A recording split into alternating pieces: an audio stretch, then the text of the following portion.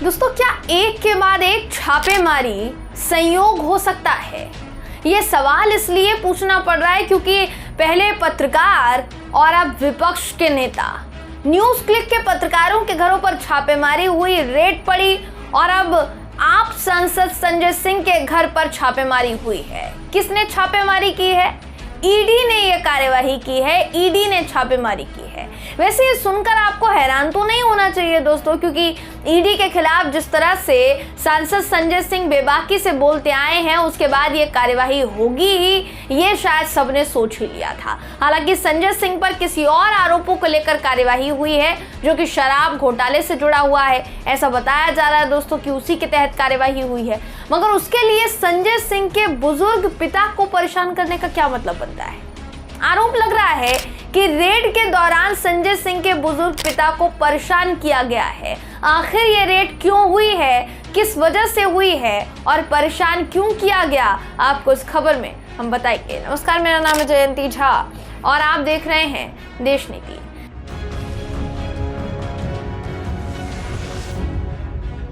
देश नीति, केवल सच्ची और पक्की खबरें। दिल्ली में संजय सिंह के आवास पर छापा पड़ा है। उनके बुजुर्ग पिता बाहर थे, वो घर लौटे। उनका कहना है संजय सिंह के खिलाफ ये कार्यवाही बदले की कार्यवाही नहीं तो और क्या है। मणिपुर के ऊपर सवाल पूछने पर जब एक राज्यसभा सांसद को सस्पेंड कर दिया जाता है संसद से, मणिपुर में तब भी हिंसा नहीं रुकती। जो सवाल उठाता है उसके घर पर ईडी का छापा पड़ जाता है। इसे बदले की कार्यवाही नहीं तो और क्या कहा जाए, ये कहना है संजय सिंह के पिताजी का। आपको दिखाते हैं दोस्तों संजय सिंह जी के पिता किस तरह से वो घर के बाहर थे। बताया जा रहा है पार्क में थे, उनको बाहर से अंदर लाया गया है, ऐसा आरोप लग रहा है। वीडियो दिखाते हैं आपको, वीडियो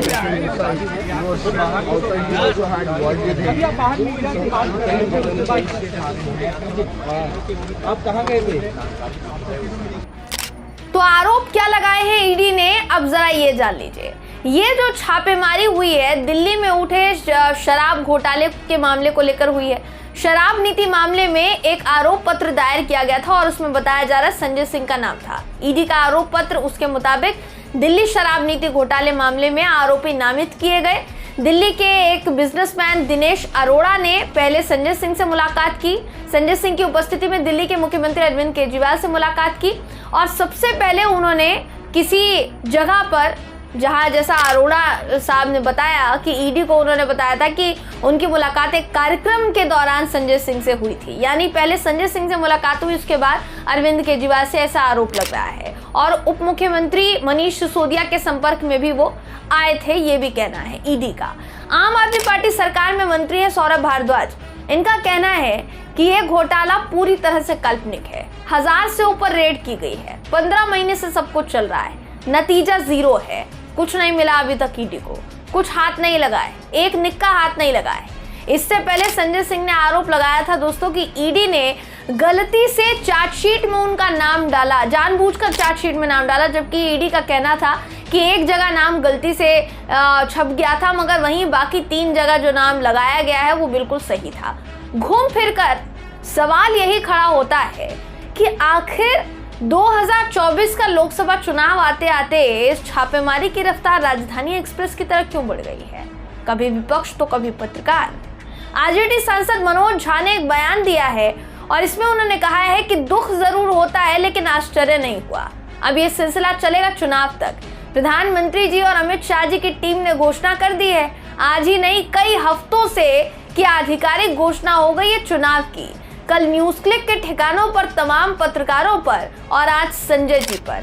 राज्यसभा सांसद मनोज झा आगे ये भी कहते हैं कि प्रणाम महामानव जी को और उनके सहयोगियों को।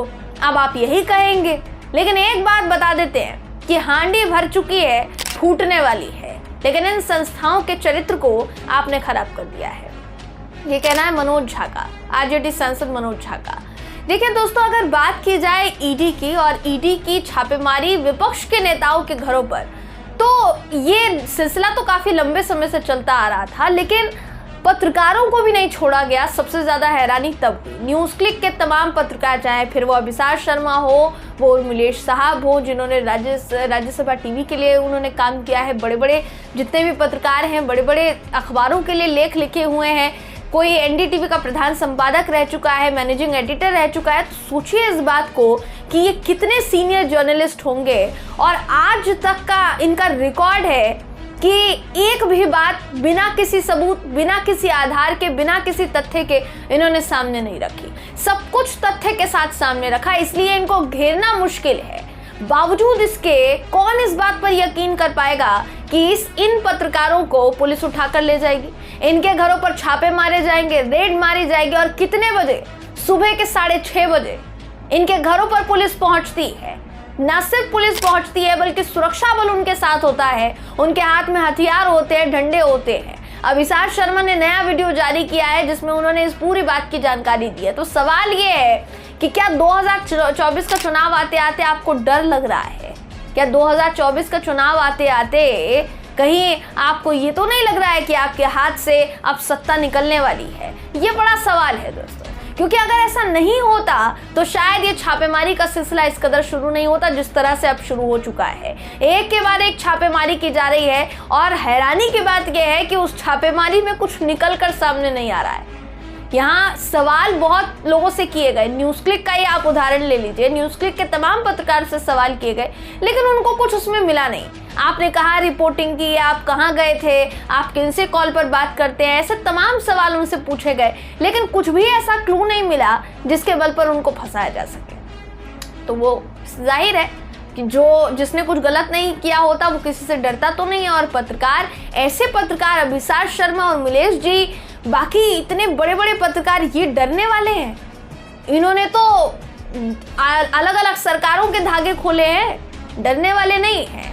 अब देखना ये होगा कि विपक्ष के नेताओं पर शुरू हुई ये कार्यवाही कहां तक जाती है। आरजेडी सांसद मनोज झा ने जो आशंका जताई है, जो संभावना जताई है 2024 के चुनाव तक जाने के लिए, आखिर ये कब तक होता है दोस्तों? क्या उनकी बात सच साबित होगी, क्या उनकी भविष्यवाणी सच साबित होगी? ये फिलहाल भविष्य के गर्भ में इसका जवाब छिपा हुआ है, देखना होगा कब तक निकलकर सामने आता है। फिलहाल इस खबर में बस इतना ही। आप इस खबर को लेकर क्या सोचते हैं, आपकी क्या राय है, कमेंट करके जरूर बताइएगा। वीडियो अगर आपको पसंद आया हो तो वीडियो को लाइक कीजिए, शेयर कीजिए, चैनल को सब्सक्राइब करना बिल्कुल भी ना भूलें। फिर मुलाकात होगी आपसे अगली वीडियो में, तब तक के लिए नमस्कार।